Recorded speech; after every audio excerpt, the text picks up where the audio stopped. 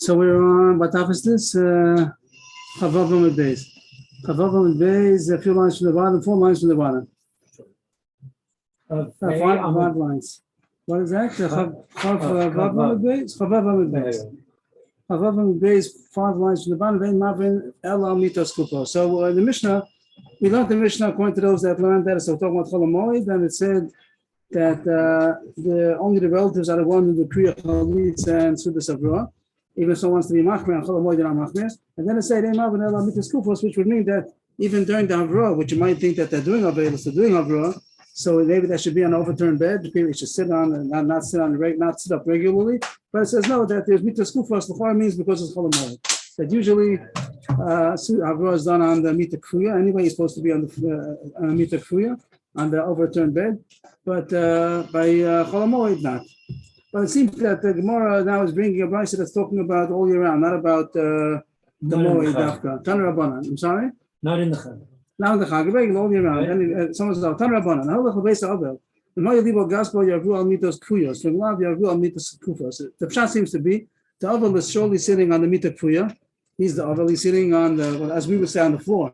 There, the Allah was about a Mita Kuya, and the Sudas Avroah should be on the Mita Kuya. But the question is, the Menachem, the one who's coming, is he sitting on the chair regularly, or maybe he's also supposed to sit together with the Avel on the Mita Kuya? So it says that if it depends on his relationship. If it's Libo Gaspo, which would mean like a friendly relationship, they're close, so then it's in place that he should also sit on the floor when he's giving him the Sudas Avroah. He joins, he's Mishatei Pitzaro, and he also sits on the floor. But if not, then it's not Matim that he should sit on the floor, then he sits on a regular upright bed, upright chair. The one says a story, Rabbi Israel ben Milsa, Rabbi became a novel, Rabbi was a novel, and somebody came to visit the Menachem Novel, Abba Bar Marsa's name is, his name was also Abba Bar Menyumi. So here the Gersavaya says, Rabbi Zakif. That says, the way it says it here, it says that the Abba himself was sitting on an upright chair. That's interesting. So it's a little difficult because he's the Abba, he's always supposed to be sitting on an overturned.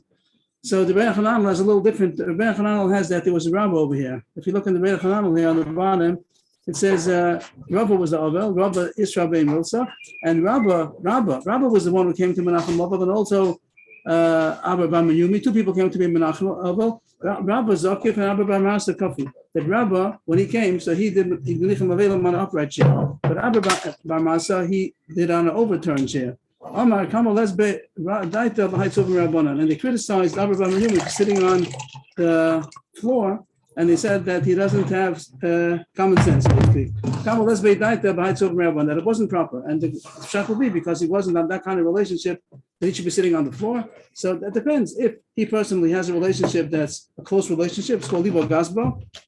So then he also sits on the floor with him when he does Sudas Avra. If not, then he sits on a chair. It's this one line. I don't know how it comes into the sugya over here. The whole daf is going to be about mita kfuya, and this one line I don't know what it's doing here. I didn't have a chance to see. If he's going on the road, the other is traveling. So it seems the pasuk shot would be that it's not dafka during Shiva, maybe it's not during Shiva, but even afterwards, so he should minimize in his business. The question is what Isko means a bit. Taisus brings to Pshatim if it means business. Rashi, Taisus, if it means business, that means that maybe it is even during Shiva and he has to travel for some reason. So if possible, he should minimize. What do you mean if possible he should minimize? Not allowed to do malach at all. So you have to say a case where it's mutter to do malacha, like Taisus says maybe Dover Ovid, that he has some heter to do, but if possible, he should minimize as much as possible. There's another Pshat Taisus brings down that Isko here doesn't mean business, it means to buy food. Here's another Pshat in Taisus. Where does it say? Up of Yosef Pirish. Yeah, it's about 10 lines in the narrow lines. Of Yosef Pirish, the Hachalimat Isko Likna Sarchisu. It's not talking about doing business. It's talking about that he has to buy things. So if he's on the road, he doesn't have people to help to buy. If he's at home, so people bring to him. But if he's on the road, so he needs to do himself. So it says that he should do as little as possible. So that's a new shot in that one line. That it doesn't mean business. It means that he should do as little buying as necessary, as much as he could, because he still is an avelus. And even though he has to buy something, but he should do as little as possible. If he's not able to minimize it, he should do it together with everybody else is doing. And Again, the pshat is going to be, is it talking about doing business or is it talking about buying things that he needs to eat? That one line, I'm not sure what it's doing over here. It's only doing necessity as opposed to business. I would. So two shot. It means if it's talking about business, and not because it says he has what to eat, but there's a business. There's a bit of it. He's going to lose business. He's going to lose money. So does it have to do business? That's also not so simple because I'm sorry because we passed before that even a double is also for an novel. So they're going to say it means other people are doing for him. Through others, whatever the pshat is going to be, a heter is allowed to work, so then he should do less than possible, less as minimal as possible. And the other pshat the Taisus brings down, it's not talking about business; it's talking about getting his shrochim. So also minimize as much as possible if it means during shiva. Back to the subject about kriyas hamita. Taner Rabbanan, name samita. So we said kriyas hamita used to be that they would turn over all the beds, and it's not exactly what we call sitting on the floor. It's something else. They turn the beds upside down. And we don't do it nowadays. The person will talk about why don't we do it nowadays. Surely it's a kind of like a degradation. It's stupid. It's silly to have an upside No, it's not that. It's not that silly.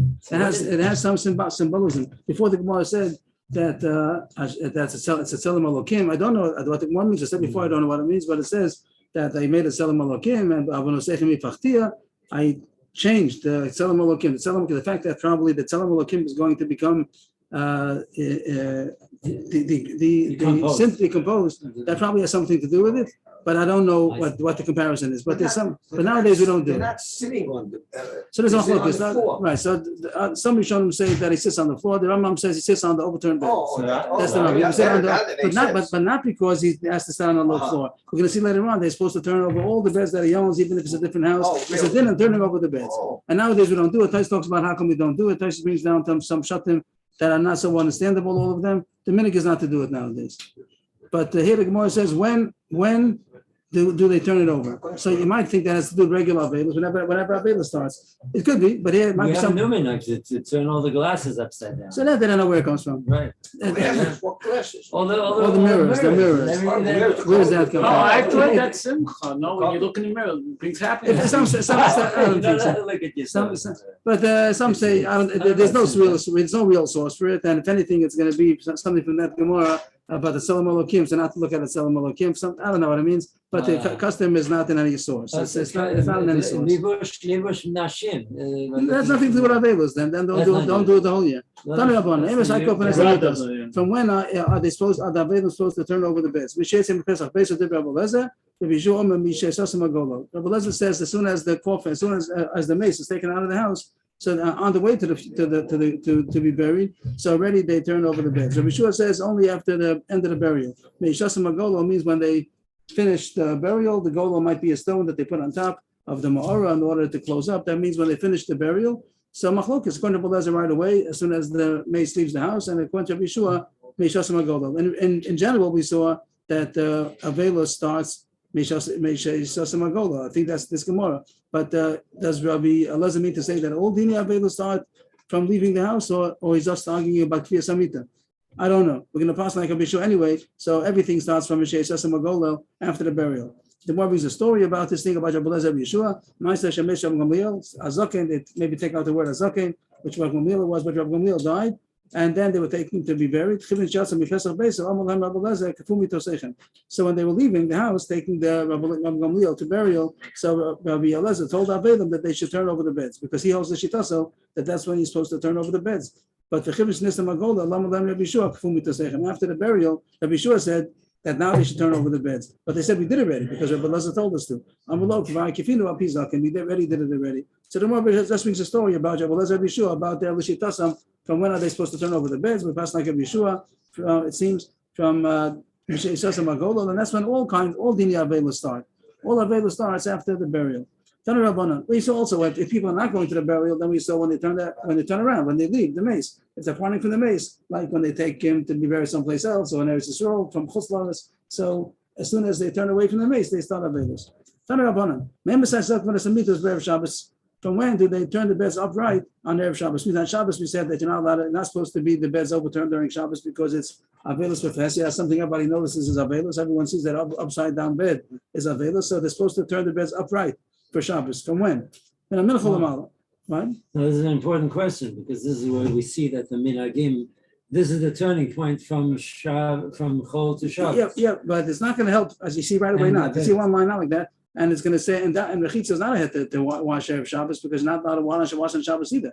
But here it says, when a minchol amala, it says a question if it means minchol gedola, minchol ktana. That's when they turn the beds upright. Amar Rabba Barhuna afal pikein any yoshavula achetachshach. Even though he puts the beds upright, but he shouldn't sit on the upright bed until night, until Shabbos. Means when minchol amala is just to get whatever, turn the beds up. But he's not supposed to sit down. Doesn't mean there's no available Friday afternoon. Oh, one second. So you see, he's not supposed to. So we see an Abel's not supposed to sit on the So chair. Tosfos points this out that here's mashma. Here's the Tosfos that says we can't some kushlo leishav al gabe kisa v'samsal.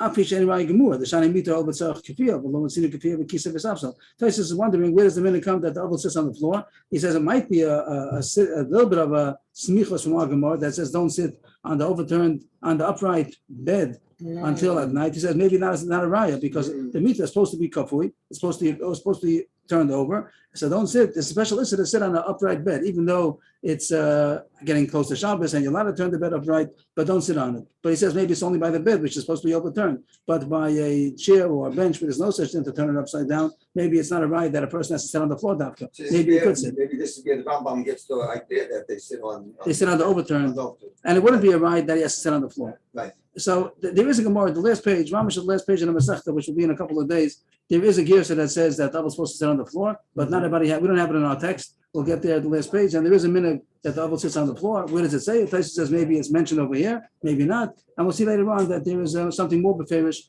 in the Girsos that do say that Abel is supposed to sit on Is the that floor. where we get the little chairs from? Is that The little chairs, if mini he's chairs?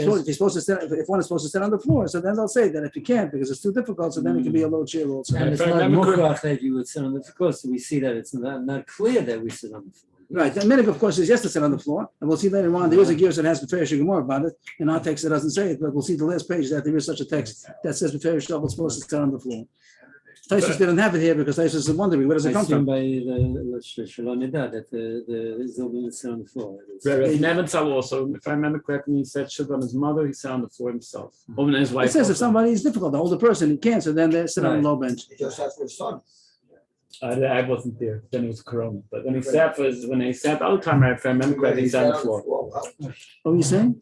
That's what I wanted to say. Never. Okay, He okay. wasn't young. So here it says that even though he turns the beds upright from mincha, which means either mincha gedola, mincha ktana, for 5.5 hours before, an hour, not by half, an hour after, what am I saying?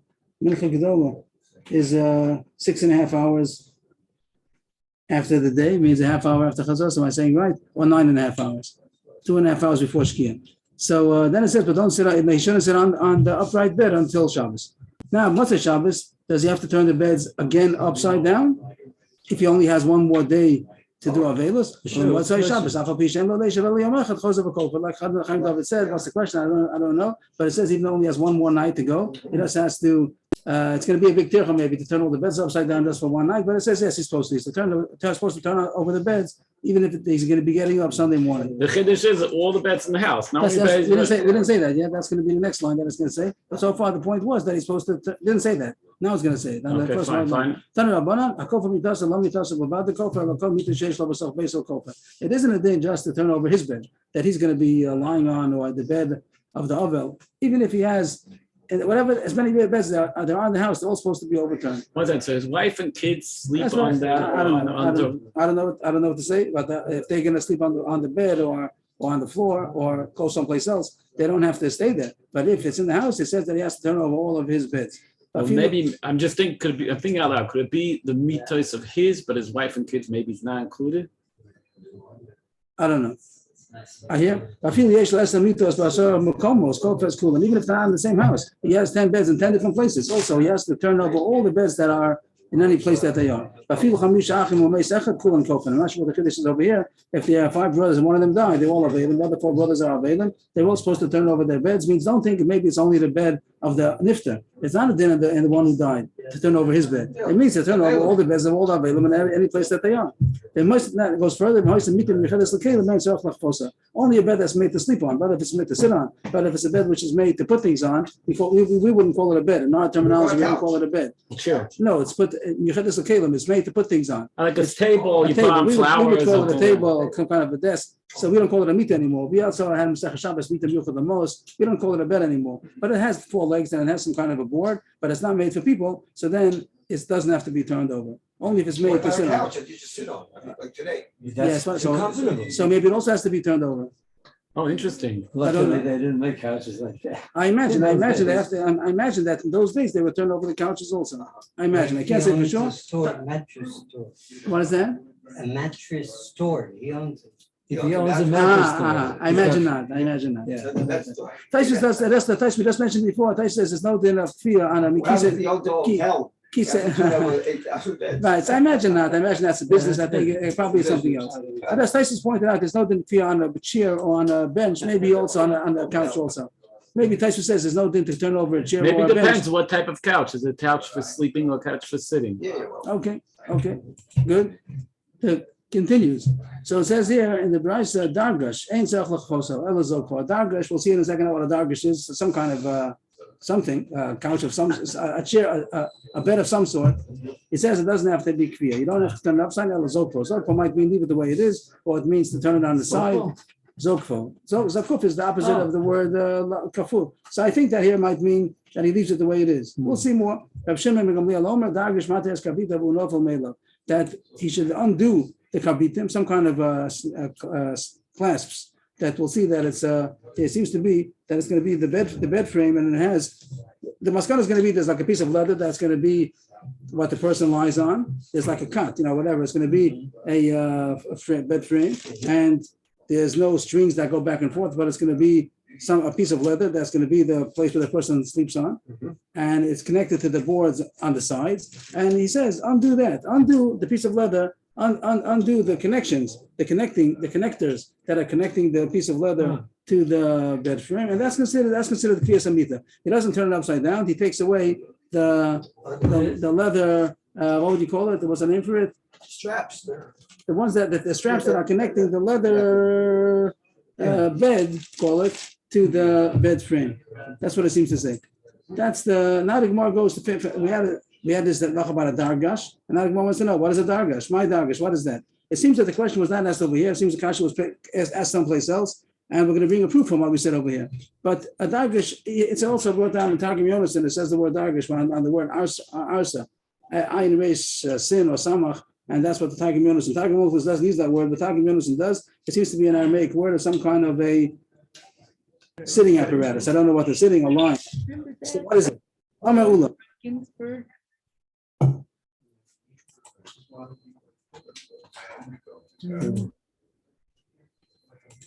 Amar Ula. Arsa the Gada. So first, the word Gada means like mazel. And I don't know what Oscar is going to say, but that's the simple translation. It means like a mazel bed.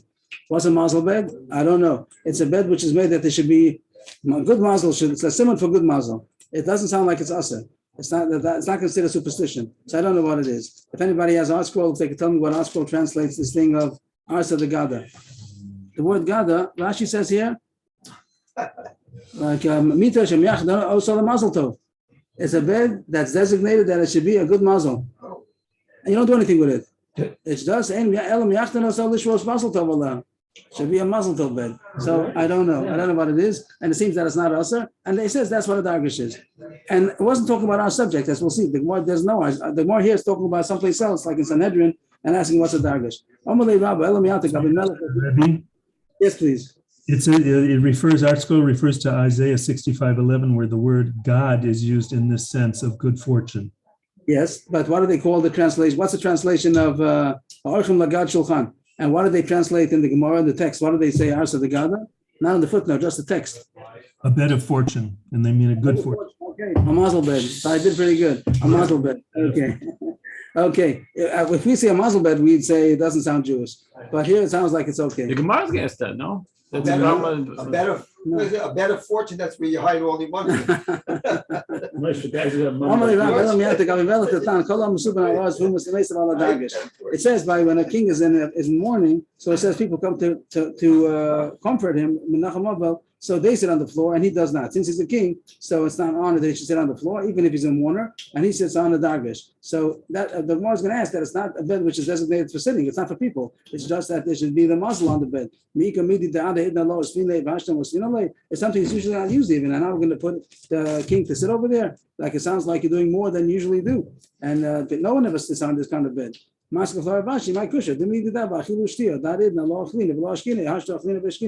not a conscience that's because we never do it. Also, we never give people to eat and drink. We don't bring food to people, only Purim, Shlach Manas. And here we're giving him. I said that. The Gemara doesn't say that. The Gemara says it's something which we never give a person to eat food and drink. And now when he's an Abel, we do give him. So it's not a kasha. Sometimes we're doing to the Abel things we don't usually do. Maybe even though usually he doesn't sit on the dagish, the king will sit on the dagish. It's a kind of a cover for him to sit on the dagish when he's an Abel. So the Gemara doesn't see any kasha. Maybe it means a mazel bed.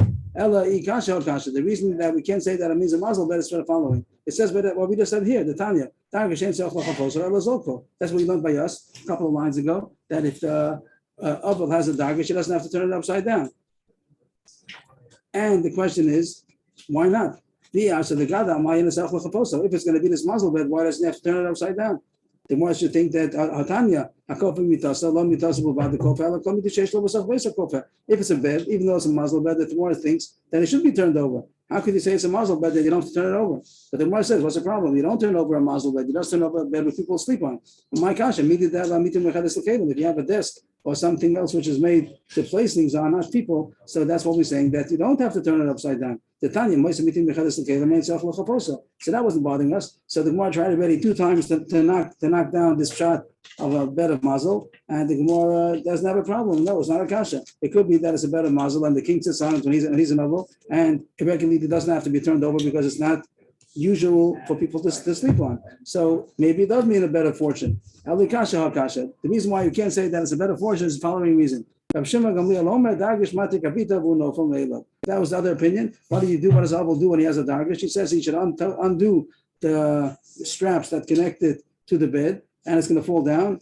And that's the way he does Kriyas Amrita. And he said the God, my kabita in this way. If it doesn't mean a bed that you designated to be for fortune, but it doesn't have kabita, it doesn't have straps more than any other bed. It doesn't have. It's a regular bed, just that it's designated for fortune. So what is this? What is this dargish? We still didn't find. Now we don't know. We had 2 kashas that we passed, but the third kasha is a knockout, and we don't know what this dargish is.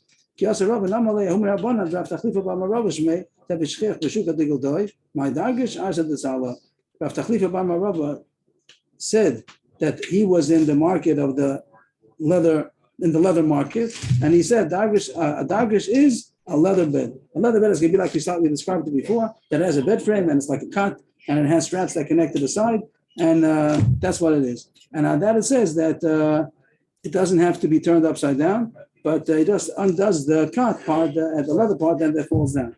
They take out the word Itranami because it doesn't fit over here. These 2 words should be erased. He says the difference between a bed and a dargish, both of them have a bed frame, but regular bed would be that whatever you call it, the leather, whatever it might be, if it's not leather or something else, ropes. So it goes around the bed frame. It's wrapped around the bed frame. But the dargish is that Rashi says that it has holes in the bed frame, and you put the straps through the holes in order to tighten and hold on to the leather cut. I'm Rabbi Yaakov Baracha. I'm Rabbi. Oh, wow. So this would be a bed. Yeah, Rabbi Yaakov, this would be a bed, right? This is not going to be the Asa the salad because it wraps around. It wraps around the side. And what will be Asa? What will be dargish? If you have a picture of that, do you have a dargish for us? Rabbi Yaakov was always prepared. I don't know. I'm always prepared. What would a bed be? This isn't a dargish? Well, because Rashi says that here that leather is wrapping around the bed frame on the side, as you see. So that Rashi says is the bed, and that's what Rashi seems to think. So then maybe this one. Make a bracha. Yes, that's good. That's what Rashi says. Rashi says this is going to be the dargash. The fact that it has holes in the bed frame, and you put the straps through the holes. Even though it's leather. It's leather in the middle, right? And the bed frame is holding it up, but not being wrapped around. They don't see the big difference that the Gemara makes, that it's such a difference in halacha that this doesn't have to be upside down. What's the difference? Why is it less reason to be upside down than the regular bed? Hey.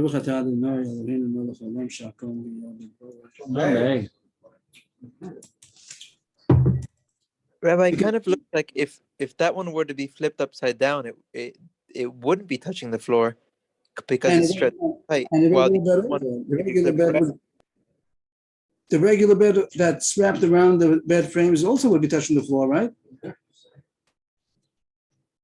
no, it looks like the one with wrapped around would touch the floor, but maybe this one would.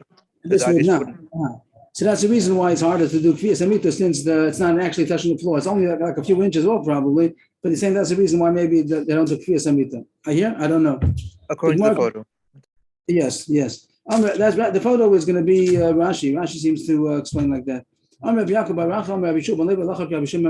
the one who said that you undo the straps and it'll fall down. This means a bed that has a canopy. We had this in Sukkah. Naklitin means that it has a canopy on top, that it has boards that rise above the bed, and then you're able to put a sheet on top of it. So it says that Zokfa. So Zokfa, again, might mean that you just leave it the way it is, or it means that you turn it on its side. That you don't turn it upside down, but you turn it on the side, maybe you stand it up. So two possibilities what the word Zokfa might mean. Tan Rabbanan. Yashin, we had this before already, and here it comes to the point that the issue of where does the oval sleep. Yashin al Gabakisi, al Gabi Udaini. The way that says about Yas, the way you read it is Udaini Gedola, a big Udaini. Rashi said that Udaini was a machteshes, a mortar, and that's like a big kli, and a Udaini Gedola. And even if he slept on a chair or on this overturned kli, or even al Gabi Karka, he slept on the floor, so it's not enough. He didn't fulfill his obligation. Which obligation? That it's not enough. Even if a person sleeps, the oval will sleep on the chair or on a kli or even on the floor. It's not enough. He has to turn over the bed. There's another gersa that puts in the word gedolo mizu, that he slept on a kisei or a daini, and bigger chiddush, gedolo mizu, even a bigger chiddush on the floor. It's not enough. He has to turn over the bed. On this point, the Rishon have machlokas. What does it mean? He turns over the bed and he sleeps on the floor, or he turns over the bed and he sleeps on the overturned bed. That's machlokas Rishon. Nowadays they don't turn the bed over, but they do sleep on the floor. The Abba is supposed to sleep on the floor. Today, most of the beds have headboards, so. So also that'll be like an achlitin that I will say zok pavadai. Maybe No, it why needs to you turn on can't the side. separate the headboard? If it can be separated. That's what you have to do. If it can That's be what separated. But the halacha should be that the Abba should not sleep on a regular bed. Could he sleep on the mattress on the floor? I don't know. Could be. So this is called this is an achlitin that it has it's made for a canopy. So you can't turn it upside down. So Zokfa, the picture showing that doesn't mean leave it the way it is. It means turn it on the side. Yes, thank you. So maybe you would be able to do that. Maybe someone would be able to do that with a bed with a head. What do you call it? Right, but the headboard. You can turn on the side. But nowadays, no one does Kriyas Amita. The question is why? We shouldn't talk about why the minhag is not to do it anymore, but the people don't do it. Tanu Rabbanan.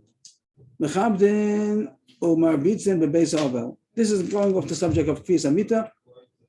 The house of the mourner is supposed to be swept and it could be washed. Marbitzin would be to get the dust down, to sprinkle water, that is keep the dust down.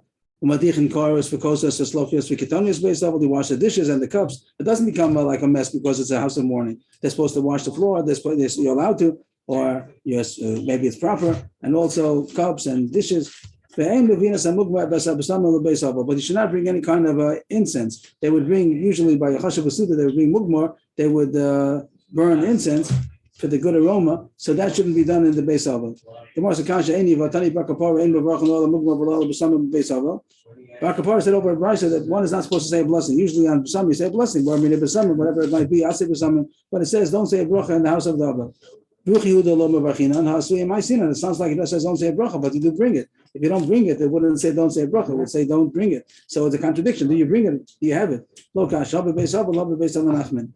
way the Shulchan Aruch seems to say is that Beis HaAvel means the house where the mace is. If the mace is there, not that it's house of mourning, it's the house where the mace is there. They didn't bury him yet. So then the point would be that Bakapar meant to say that you do bring B'Samim in order that should be an aroma that it should cancel out the bad odor of the dead man.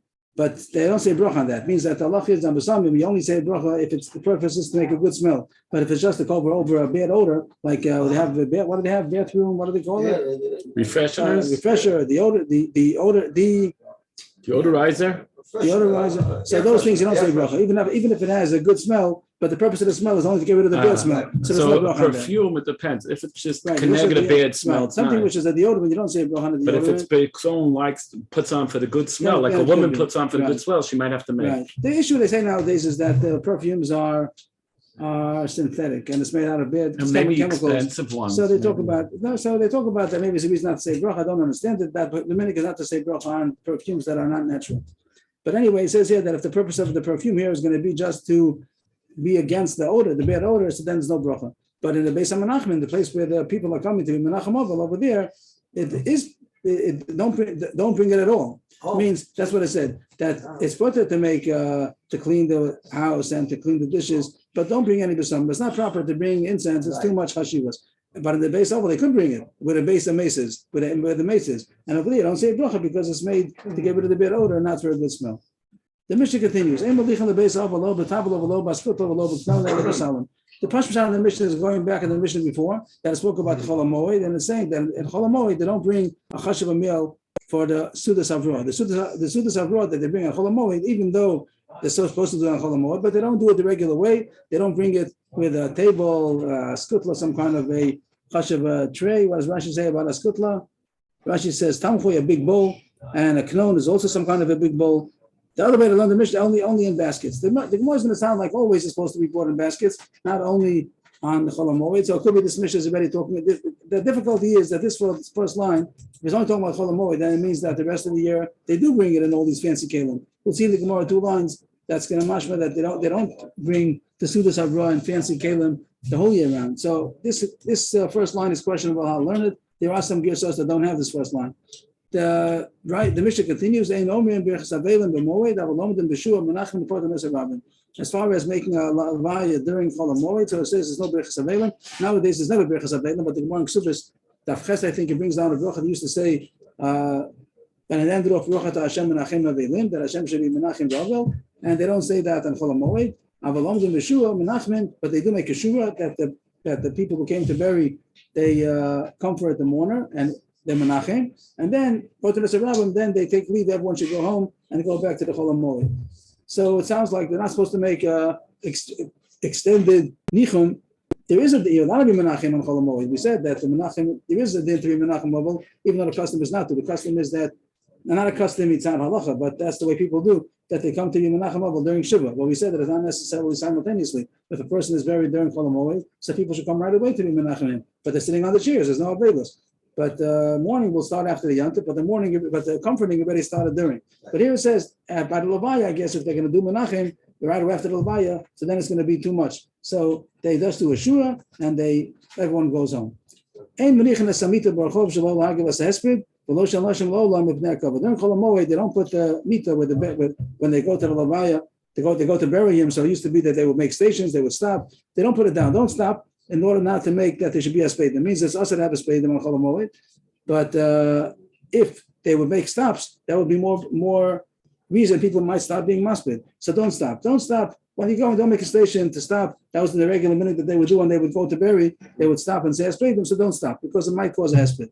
But the women should not, if a woman is the one who the niftera, she's the one who died, so then as a woman who died, so then never, not whole year round, not to leave the bed, and to go as fast as possible to bury her. And the Gemara says, Rashi says, because if she has a blood, what is it? Shofo ziva.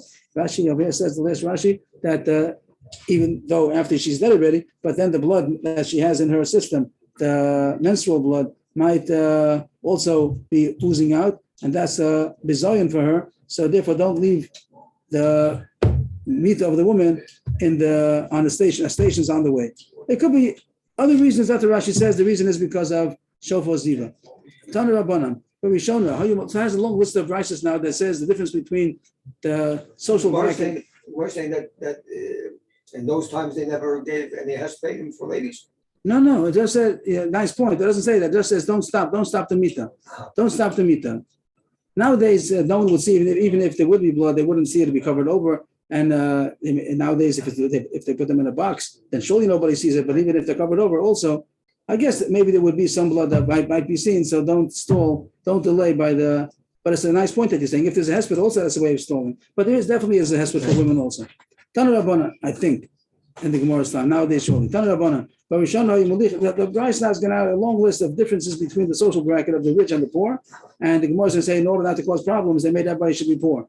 That everybody should act like a poor man because there shouldn't be competition between the rich and the poor. Even in the Morris time it said that. Right, but there they were able to make takana, and they said everybody should do the same.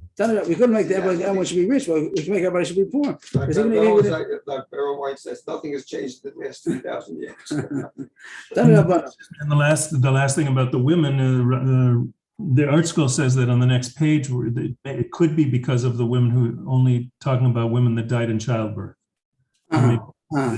That's what the Gemara is going to say. Thank you very much. I didn't see that yet.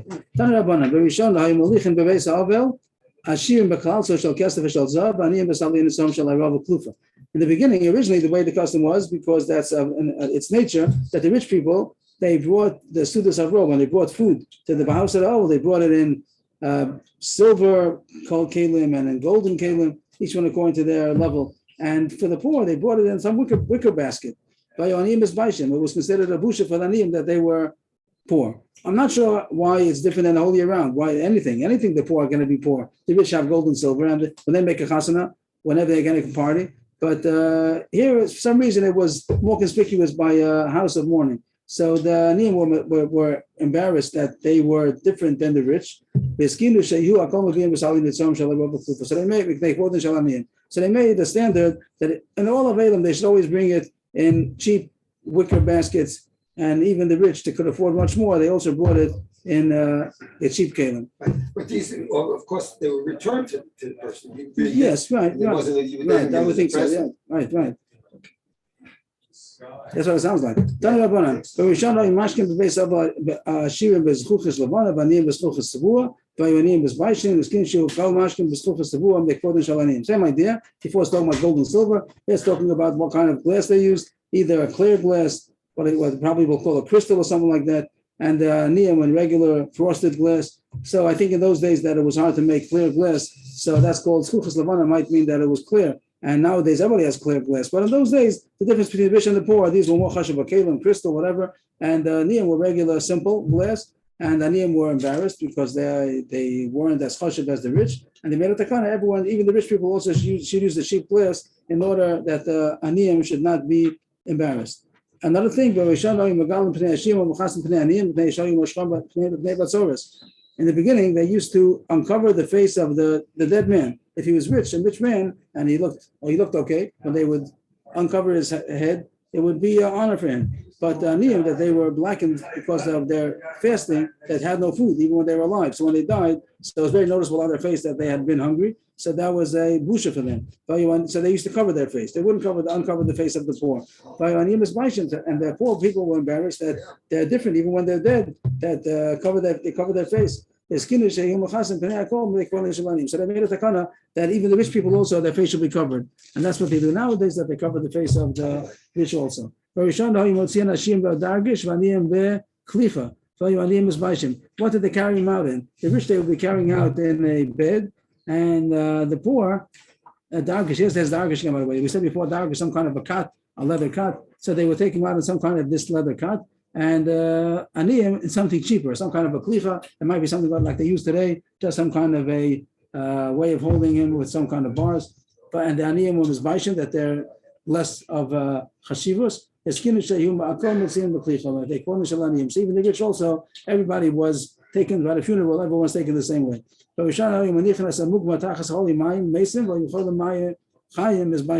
That when somebody had digestive problems, so there will be an odor after he died. So even after he died, it sounds like, I'm not sure, whatever he get, I guess they didn't clean out. Nowadays, the custom of the Chevra Kaddish is to clean out. But in those days, it seems not. There's no such halacha. So the holy mayim, that their digestive system wasn't good, so then there'd be an odor even after they died. And therefore, they would put some kind of an incense by the funeral, wow, that there shouldn't be an odor for people. But people who were alive and they had digestive problems, they were embarrassed. הסכינו שיהיו מניחים תחת לכל מדי קודם של חול מים והחיים. So they made it a kind that there always should be this kind of incense that was burning, even if he didn't have any reason that is bad odor. No, then nobody should be embarrassed. A woman who was a nida before she died. So if she had contact with any kalim, so that everything had to be immersed in order to make it Torah after she died. Nothing to do with her death. The fact that she was a nida before she died, it would have to be matbil, immerse anything she might have touched before she died. And but a person who died not being a nida, so then they wouldn't have to be matbil because she was Torah until she died. But people for some reason were embarrassed. I don't know what has to do with the death over here, because every nida is always whatever she touches his stomach. I don't understand this. What does it have to do an issue about the funeral over here? That was how long could that if Anita touched something, then it had to be titled. Because they're going to eat kachim and truma, everything is tummy. If the thing is going to be tummy, so then it's different lifestyle nowadays. Nowadays we have no tumatara, but with tumatara, eat kosher was a simple thing. Everything was to keep everything should be Torah. So if you had any kind of kachim with Torah, so you had to be careful that everything should be Torah. So they would be matpil. So here has nothing to do with the death. It means even though they died, whatever they touched before the death, they have to be matpil. And nidos, chayos, women's baishos, the live nidos, they saw that they put them into the mikvah. I'm not sure why they're embarrassed. That's what has to be done. They also do it. They told, so I'm not sure about this Gemara. So they made a takana that they should be matpil anything that the woman touched before she died, even if she was not a nida. They quoted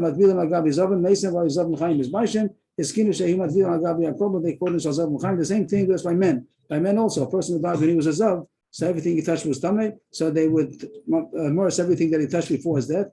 But a person who died who was not a zav, so then they wouldn't. But people who were zavim, they were embarrassed that even in their death, they're different than everybody else, that they have to be matulit. So they made a takana that they should be matul on anything. They matul any person that died. They matul the kalim that he had contact with before he died. First white line, that it became so expensive to bury that burial was more difficult than the actual death for the relatives. The relatives, they couldn't afford to bury him because of the expenses of the funeral was so much. The relatives would run away. They couldn't bury him. It was too expensive. That Ram Gamliel, he was a Nasi, he surely could afford a rich funeral, but he wanted to make a statement. So he ordered that they should bury him in simple shrouds. Pishtan was considered like a katan in those days. So he made a statement that everyone should make simple funerals. Everybody started doing the same thing, and they stopped making the fancy shrouds, and it became good for everybody. It's cheap. And now the custom is to use any kind of shrouds, even that's cost only a zuz, a very small amount of money, and the meaning is that people bury in a cheap way. There's to point out the irony that it became the custom that people, since the Gemara says something about Pishtan, so there's a special charge in the Chevra Kadisha. If someone wants to be buried in Pishtan, it costs more. And it's not much the opposite of the Gemara. The Gemara is saying to use Pishtan because it's cheap. So they choose whatever's cheaper. That's the point of the Gemara, not to make it an expensive thing to use money. I just saw for advertised $275. This is in America. For the shroud. The shrouds. Was that anything about Jewish Chevra Kadisha or just Jewish? Jewish. And was the difference if it was linen, definitely for linen, and was there anything cheaper? For linen. For linen. And cotton probably could be for $20 probably. I don't know. So if the people are doing Pishtan because the Gemara says it's the opposite of what the Gemara is saying. The Gemara is saying use Pishtan because it's cheap. So the thing I thought everybody uses Pishtan, don't they? That's the. It says I don't know people nowadays, but it says that the Gemara says to use Pishtan because it's very cheap. The point of using Pishtan was because Gamliel wanted to make a statement that it should be cheap, not because not that it should be dafka Pishtan. Right. Okay. Now you can afford the shrouds. You can't afford the cemetery. Yes. Yeah. But I think that they do. Everybody can get a free burial. But if they want a certain place, then they have to pay for it. Yeah, only if you're a citizen, and I think they only give kuchen. In Eretz Okay. in America. Cost a lot of money. Yeah.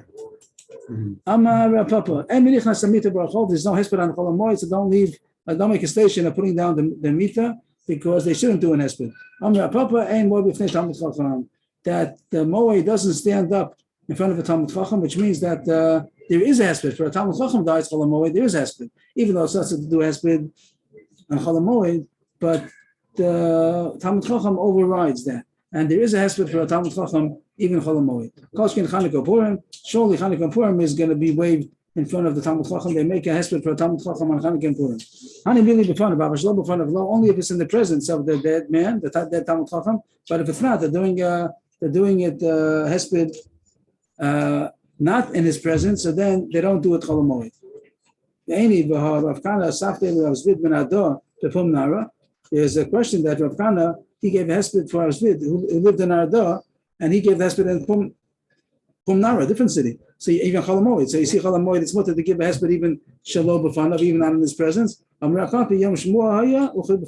the same day that they heard about it, so that's considered in his presence. It was so new, the news was so new, so then it's considered also b'fanav. But if it will be a day later, then it wouldn't be mutter only in his presence.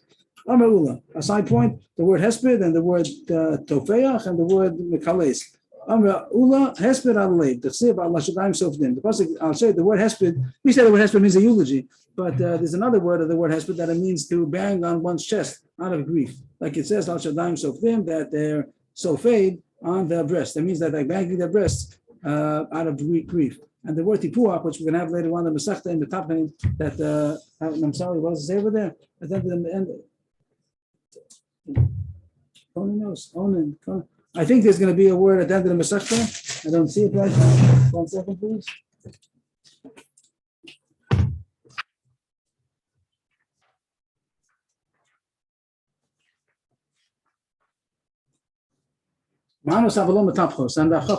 So the word tipuach is something about a eulogy, but some kind of a banging also. And it says here, tipuach biyad. When a person clasps his hands in grief, that's called the bi metapchen.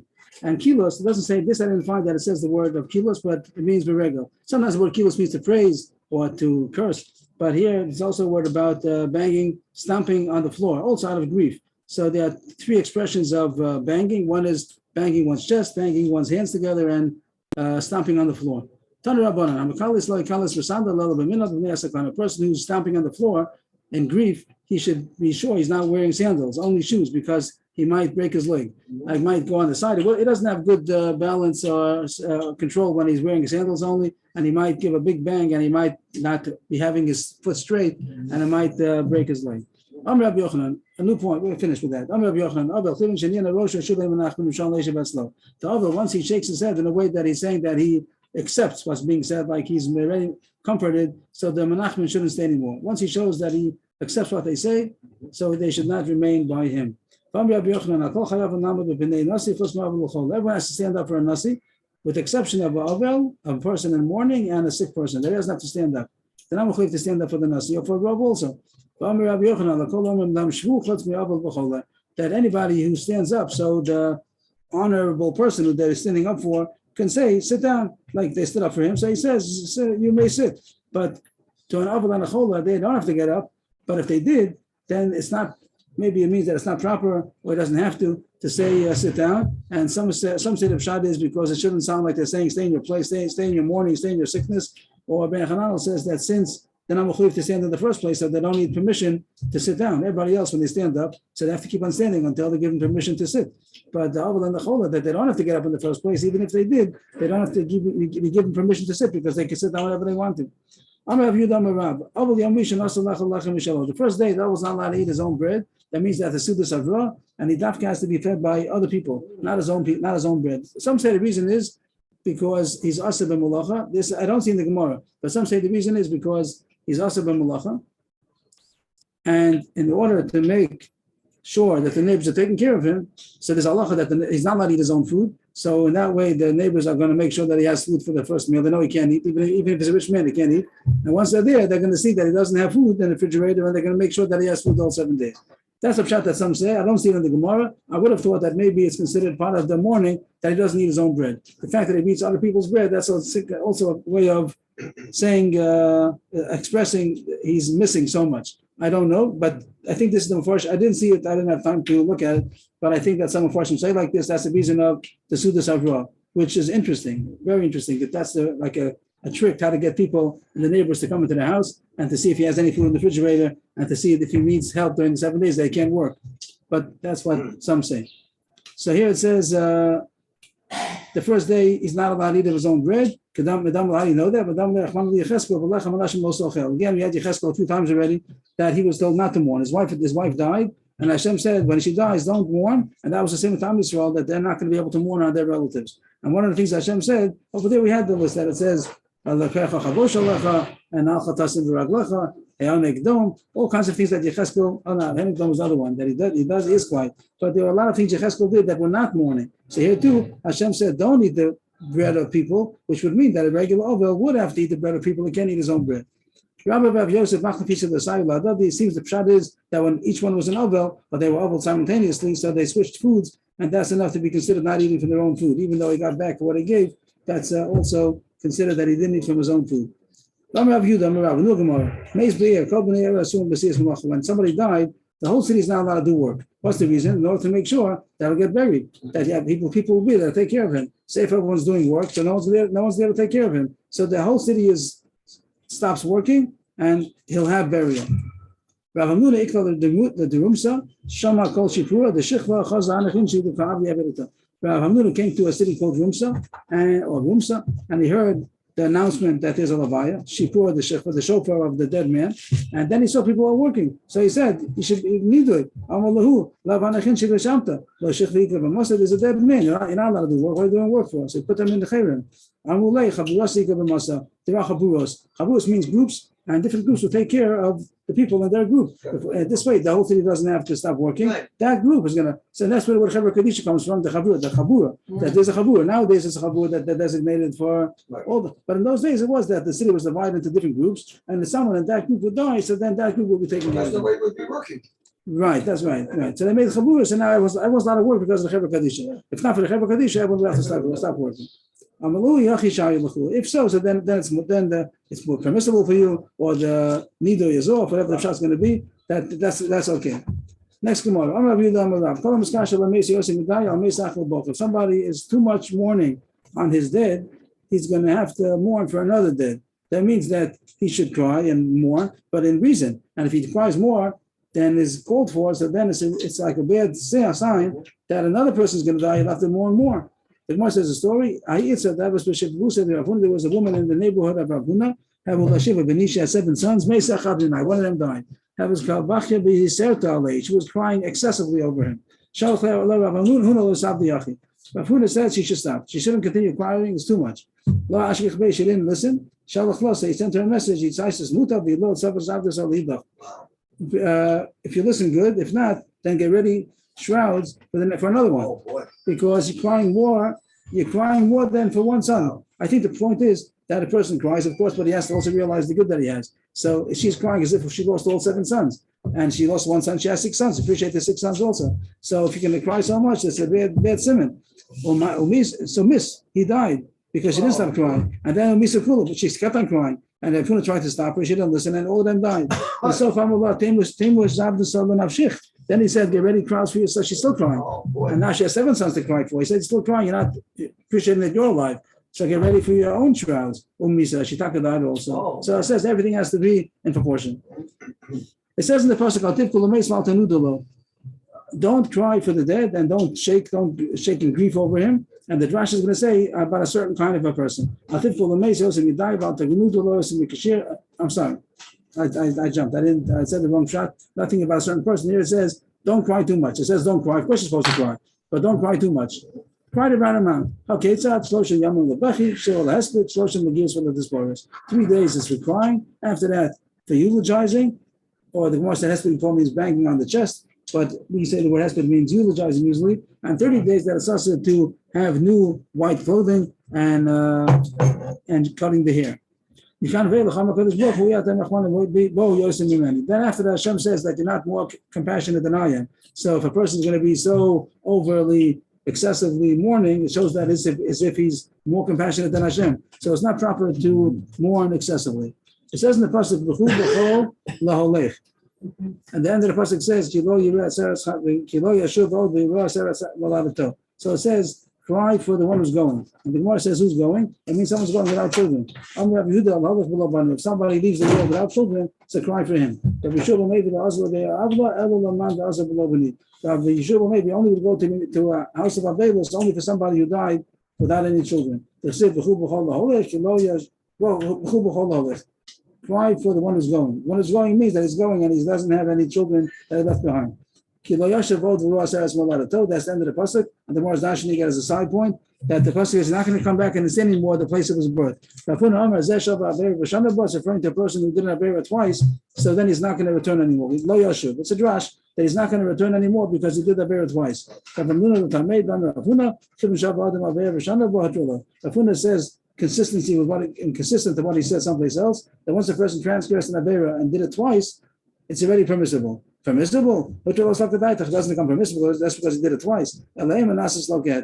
It's as if it came permissible because he doesn't take it so heavy anymore. Once he did it, then the second time, so then it's easy for him to do it as if it would be permissible. The